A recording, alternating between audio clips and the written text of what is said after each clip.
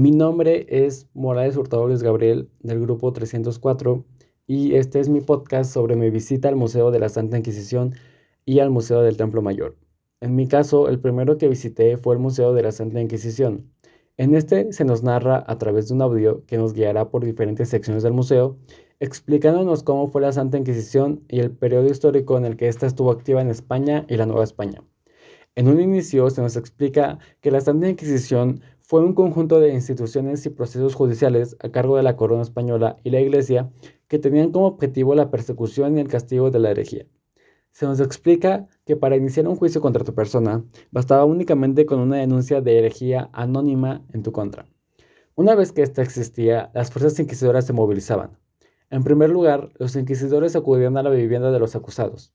Solían hacerlo de noche, esto para provocar un desconcierto, no solo en la persona que encarcelarían, sino, quizá más importante, para desconcertar a los familiares, a los vecinos y a la comunidad en general.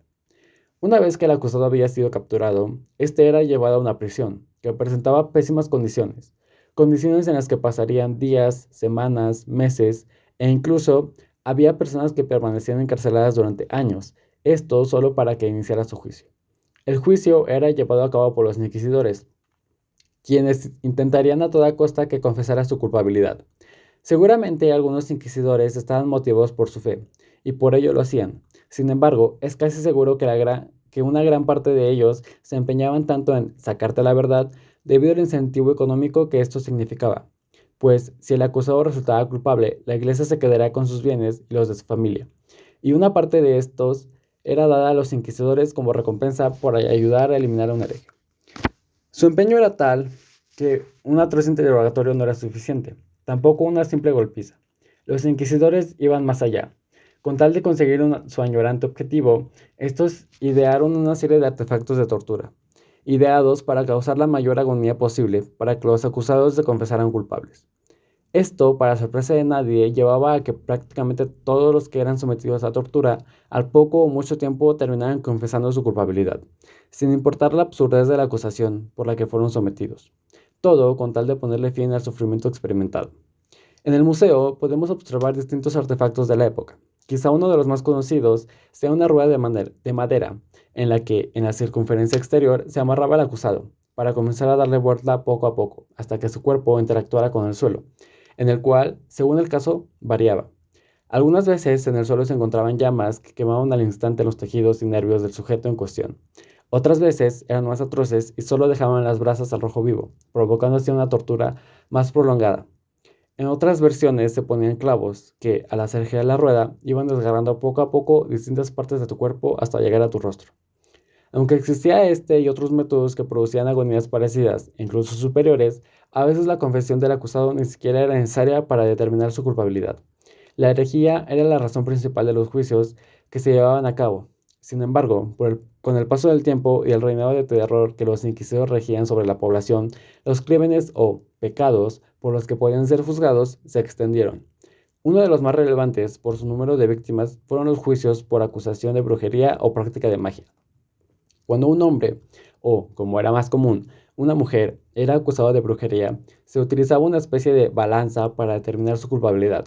De un lado de la balanza se ponía a la acusada, en el otro se ponía una Biblia. Entonces, si la mujer u hombre era más liviana que la Biblia, era una bruja, pues para poder volar debía pesar menos de lo normal. En el caso de que pesara más que la Biblia, también era culpable. Entonces, si pesara más o menos, igual sería culpable. ¿Qué sentido tenía hacer eso? En efecto, no tenía ningún sentido, pero en la época se pensaba que Dios nunca dejaría que se asesinara a un inocente.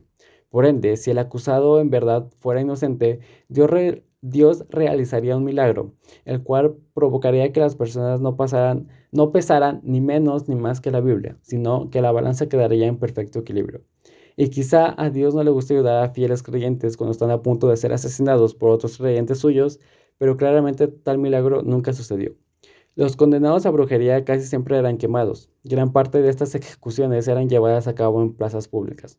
Se ponía al culpable atado y se le rodeaba de palos de madera que, llegado el momento de la ejecución, eran encendidos. Aunque parezca contraintuitivo, los que sufrían esta ejecución no morían producto de las quemaduras de su cuerpo, En su lugar, solían hacerlo a causa del humo expedido por la madera en fuego, por lo que, si los verdugos tenían piedad para ellos, la ejecución se realizaba con madera verde o mojada, para acrecentar la cantidad de humo y que ésta provocara una asfixia más inmediata. Las capturas, la arbitrariedad, el poder casi absoluto que la corona e iglesia les concedían, los métodos de tortura, las ejecuciones públicas y muchas más cosas fueron más que suficiente para que toda la población temiera cometer cualquier acto mínimamente sospechoso de herejía o brujería. Por ello, en muchos lugares en España, miles de creyentes de otras religiones tuvieron que huir de sus hogares por miedo a ser condenados. En la Nueva España, lugar donde, debido al cúmulo de culturas prehispánicas, existía un innumerable conocimiento en cuanto a herbolaria, conocimiento utilizado principalmente para curar afecciones. Sin embargo, al miedo que existía por ser acusado de brujería, prácticamente todo este conocimiento fue desechado, por cuenta propia o por obligación. Y este no fue el único conocimiento que desapareció debido a esta época de oscurantismo. En Europa, libros como los de Galileo Galilei, Isaac Newton o cualquier otro libro que desafiara lo más mínimo las creencias de la Iglesia fue totalmente prohibido e incluso se llegaron a quemar cientos de estos o parecidos, retrasando siglos el conocimiento de la humanidad. En segundo lugar, visité el Museo del Templo Mayor. En la entrada hay diversos artículos rescatados de los escombros de la pirámide. Algunos son herramientas de obsidiana y otros de arcilla o diversas piedras. Después te conducías a ver la pirámide como tal, en la cual podías observar un poco de su estructura, los materiales con los que fue construida e incluso una especie de canales y un poco de vegetación que ha crecido.